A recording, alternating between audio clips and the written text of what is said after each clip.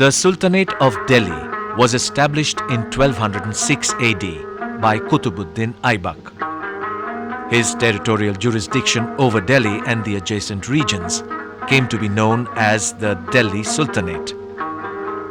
His successor, Iltutmish, called himself the Sultan. During the 13th and the 14th centuries, the Ilbari Turkish rulers, the Khaljis and the Tughlaqs sat on the throne of Delhi. Alauddin Khalji had appointed Hindus to high posts in his administration. Muhammad bin Tughlaq had also enjoyed the trust of the non-Muslims. Firuz Shah Tughluq was an orthodox Muslim ruler, but then he also took a genuine interest in Hindu scholarship. During the 15th and 16th centuries, the Sayyids and the Lodis ruled from Delhi.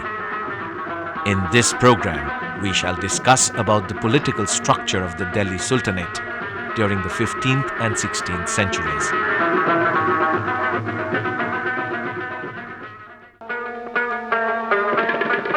With the death of Firuz Shah Tughluq, there followed a process of decline and degeneration. The Delhi Sultanate had already shrunk in size, the provinces falling apart. Its strength and power now started deteriorating. Controversies and conflicts occurred with regard to succession. Firuz Shah Tughluq died in 1388, and eventually we find one of his grandsons ascending the throne in Delhi, and there was a son, a rival claimant called Nusrat Shah. There was constant friction between the two, and the entire Sultanate empire was crumbling, disintegrating. At this point in time, several small kingdoms rose to power. Among them, Jaunpur, Bengal, Kashmir and Gujarat were prominent in northern India. In the south, we find the Bahmani kingdom being divided, broken into 5 small kingdoms like Ahmadnagar, Berar, Bidar and Bijapur, Golconda. There was the Vijayanagar kingdom, of course. So the Delhi Sultanate, which was a large and extensive empire, had ceased to exist. It has been confined in name only around Delhi and the neighborhood. In 1398 AD, Taimur invaded northern India. He was a Turk and had organized a large army. Taimur became the ruler of Samarkand in 1369 AD and in 1398 invaded Delhi across Punjab. Mahmud Shah, then the Sultan of Delhi, could not resist the invader. Taimur destroyed and plundered Delhi and its neighborhood. Soon after, he returned home to Samarkand. Sher Khan, a Sayyid, took over to rule Delhi. His son was Mubarak Shah. Yahya bin Ahmed Sirindi wrote Tariq-e-Mubarak Shahi, an important book on the history of the Sultanate period during the time of Mubarak Shah. Are there any sources which tell us about the plundering and devastation of Delhi? Yes, of course, there are sources. Otherwise, we wouldn't have known that there had been such a great plunder and such a great massacres. We have historians, of course, they belong to a later date. The earliest of these historians is Yahya bin Ahmad Sarhindi. The name of his book is called Tariq-e-Mubarak Shahi. There are other historians writing about this invasion of Taimur called Nizamuddullah. Then there is Mustaki, another historian. And later on, we have two historians living in the time of Akbar, Abbas Sherwani. He wrote Tariq-e-Shahi. And Hasan Ali Khan, who wrote Tariq-e-Dawlat-e-Shahi. So from these books, though these were written much later, we get a fairly detailed account of this massacre and the invasion. In 1414, we find one Sayyid Sher Khan, the governor of Punjab in the time of Mahmud Shah Tughluq. he came to Delhi and declared himself the Sultan. Sher Khan was followed by Mubarak II. It was in his time, during the time of Mubarak II, that Sarhindi's Tariq-e-Mubarak Shahi was written, completed. Mubarak Shah was followed by Muhammad, and the last Sultan was of this dynasty, of this line of kings, was Alam Shah. Now these sultans, they were Afghans, and the dynasty has been called the Sayyid dynasty. They ruled from 1414 to 1451. None of them were very effective rulers at all. They were just sultans in name. Alam Shah, the last Sultan of the Sayyid dynasty, died in 1451. After his death, the Afghan governor of Punjab, Bullal Lodi, arrived in Delhi and seized power. He declared himself the Sultan. Thus, the Lodi dynasty came to power. The most important ruler of the dynasty was Sikandar Lodi. Sikandar Lodi was able to subjugate the kingdom of Jaunpur. He also succeeded in replacing the traditional Afghan custom of confederate power with Sultani hegemony. We find that Bullal Lodi was trying to make an attempt to follow the tradition of the Turkish Sultanate and centralize his administration. It was his son Sikandar who was more successful. Sikandar Lodi led expeditions to Jaunpur, and he was able to conquer Jaunpur. Sikandar Lodi's another achievement was to set up a new town or a city in a place called Agra. In fact, Sikandra, where Akbar has been buried, is named after Sikandar Lodi. He introduced a new coinage called Buloli. In fact, this coin, this currency, was in circulation from the time of Bullal Lodi. The Lodis insisted on payment of the revenue in corn, in kind. And that had been mentioned by many. There was an abundance of harvest and extension of cultivation. The economic situation was really, really very good. Sikandar Lodi, according to some historians, was a bigot. In the sense that he was bent on spreading Islam, trying to convert people into Islam, but was not very successful. At the same time, while he was very keen and enthusiastic in preaching Islam, he did not really or actually exploited or harmed the Hindus. We do not find any instances of that, though some temples were broken, as has been mentioned by some of these historians. Sikandar Lodi died in 1517 AD. He was succeeded by his son Ibrahim Lodi. The only remains from the Lodi past can be seen in the present Lodi Gardens of Delhi. The tomb of Sikandar Lodi is located within the Lodi Gardens. It is an archaeological remain of that period. It's Ibrahim Lodi who's, technically speaking, the last Sultan of Delhi. He ruled for a short period, 1517 to 1526, when Babur, the Mughal, came down from Kabul and attacked Delhi, once again across Punjab, and at Panipat, Ibrahim Lodi was defeated in the fields of Panipat, and he was killed in the battlefield and defeated and killed in the battlefield, and that was the end of the Lodi dynasty, the end of the Sultanate. Ibrahim Lodi was defeated by Babur in the first battle of Panipat in 1526 AD. Ibrahim Lodi had a very large army compared to that of Babur. Babur himself had written about the reasons for Ibrahim's defeat in his autobiography named Tazuk-i-Baburi or Baburnama. Babur says that it's because Ibrahim's army was unwieldy. Ibrahim himself was young and inexperienced. He had never participated in such a large battle, such a very, very important battle. Historians have shown various reasons for Babur's victory over Ibrahim Lodi in the First Battle of Panipat. First, Babur's capability as a military leader. He could organize his soldiers well together. He personally could inspire each and every soldier of the army. And secondly, perhaps more importantly, he brought in two things: matchlock guns and cannons, the use of gunpowder. So much so that the Mughal Empire has often been described, the Mughal rule that was established by Babur came to be known as the Gunpowder Empire. During the reign of the Sayyid and the Lodi dynasties, the nobles played an important role in the administration.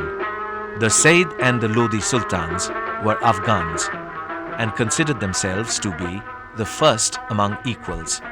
During the Turkish period, in the actual Sultanate period, when the Turks ruled, the nobility were mostly Turks. They were actually Turks. From the time of Alauddin and Muhammad bin Tughlaq, we find some Hindus being raised to high positions. The Sayyids and the Lodis were Afghans. So the rank and file of the nobility was formed by the Afghans. The Afghans had a different mindset. They did not believe in despotism, in authoritarian rule. They believed in a kind of a confederate government, confederate rule, where the nobles represented the clans from which they came. The Afghans, if one goes back to the some of these historical works that I referred, they claim that they were descendants of a Jewish king. And it's from after Afghana that they call themselves Afghans.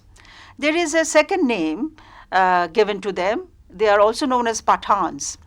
The Pathan, the name has come from, probably from their language, Pakhtuni. From Pakhtuni, Pathan.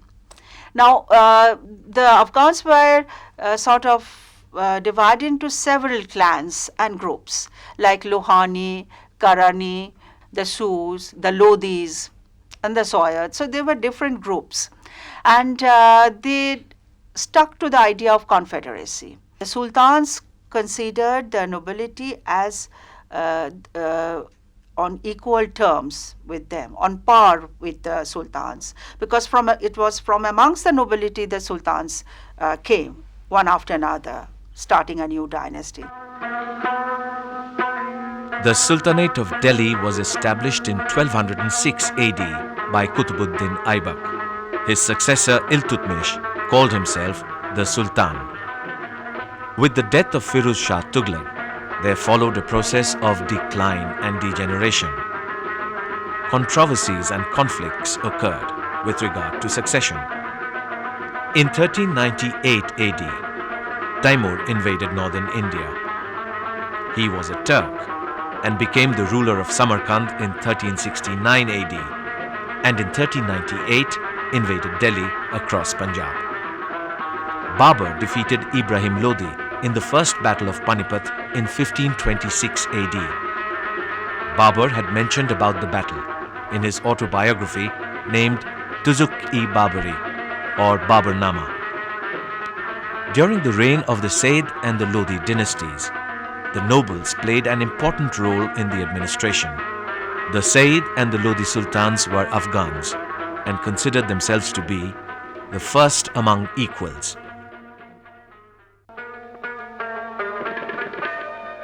Daulat Khan Lodi, the independent ruler of Punjab and uncle of Ibrahim Lodi, together with Rana Sanga of Mewar, had invited Babur to invade India.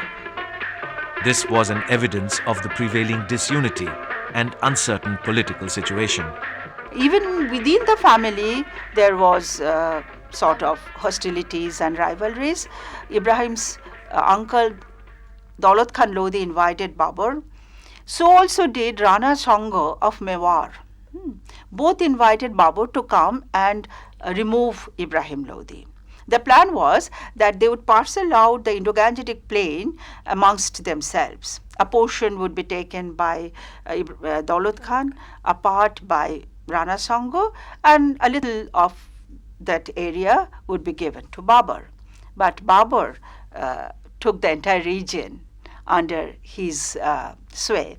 Zahiruddin Muhammad Babur, who was actually a descendant of Taimur. In fact, he claimed that as a descendant of Taimur, he had the right to come to Hindustan and reside in Delhi, rule from Delhi. He was also a descendant of Genghis Khan, the great Mongol leader from his mother's side. His father was the ruler of a small principality called Fargana. Babur's father died when he was only 12 years old, and he had to cope with the situation, the political turmoils that were happening. On one hand, there were the Persians, the Persian Safavid Empire, and on the other, the rising new political factor as represented by the Uzbeks. Caught between the two, Fargana was a very small state, and very soon he lost his paternal kingdom. Eventually, he felt that he would not be able to live in Central Asia, so he started coming down. He surprisingly using that gunpowder mounted archery together for the first time, he was able to take Kabul in 1504. He lived in Kabul. He never could go back. And from Kabul, he led his expeditions, his invasions into Hindustan. Babur defeated Rana Sanga in the Battle of Kanua in 1527 AD. Eventually, after this battle, his power extended over a greater part of Rajasthan. In 1528, he fought the Battle of Gharghara. In this battle, he fought and defeated Nusrat Shah, the Hussain Shahi Sultan of Bangala or Bengal. He felt it prudent to stay back in Delhi and send letters of friendship to Nusrat Shah, the ruler of Bengal. Babur died in 1530, succeeded by his son Humayun. Humayun was a different kind of a person. You see, he was brave, he was an experienced soldier. He could fight well. He was also, like Babur was a great academic and scholar, so also was Humayun. But he had one shortcoming. He was addicted to opium. And because of his long addiction to opium, his activities would follow a particular pattern of exuberant action followed by a period of lethargy. And that sort of brought his career to an end, at least for the time being. While Humayun was, immediately after becoming the Padshaho, he was moving towards Gujarat, an excellent and brilliant maneuver in which he defeated Bahadur Shah, the ruler of Gujarat. A new Afghan clan was rising to importance. This was under the leadership of a person called Sher Khan. Sher Khan took the title of Sher Shah and ruled Hindustan for 5 years, from 1540 to 1545 AD. He had set up an elaborate system of government and a system of revenue collection in particular, which was emulated by the Mughals. Sher Shah did not rule for long. He died in 1540 to 1545, only 5 years. He died very accidentally fighting a battle in Kolinjur. He had taken Kolinjur, but a cannonball accidentally hit him and he died on the spot. He was succeeded by his son Islam Shah. It was after Islam Shah's death, we find that once again the Sur faction, the Sur clan of the Afghans being divided. And there was Adil Shah Sur in Punjab, Sikandar Shah Sur in Bihar. So the empire of Sher Shah had broken, disintegrated, and there were small patches of Sur regions. And Humayun, taking this advantage in 1553, made a comeback. During the time of Sher Shah, or even after his death, it seemed as if there would be no comeback of the Mughals. The Mughals were just, the coming of the Mughals, the victories were just a flash on the pan. But see how by twists and turns history changes, and it looks after Islam Shah's death, when Humayun came back, we see a rejuvenation of the Mughal power, a re-establishment of Mughal power. Sher Shah was a military genius and an able administrator. We come to know about his administration from Abbas Sherwani. He lived in the 16th century and wrote the book Tarikh-e-Sher Shahi. Systems that he introduced did not die with him, and we find that Islam Shah continued them. Then Humayun came back. Of course, Humayun could rule only for a year. He died accidentally. But Humayun's son, Babur's grandson Akbar, he was all-time genius, a versatile man, and he could take in what had happened in the past, and he had also a vision for the future. So he accepted the system, he sort of reorganized it, put in his own innovations, his own changes, and continued. So that was what Abbas Sherwani wrote. It was continued. So Sher Shah's short reign was a very, very significant reign, very, very significant period. And it did have long-term repercussions, long-term effects. Going back to the Lodis again, I would say there was, as I said about the a kind of an affluency that was existing, about the abundance of harvests, abundance of crop growing, extension of cultivation. The Lodis were patrons of art and architecture, and a particular type of architecture developed during the time of the Lodis, architectural style, which was continued by Sher Shah.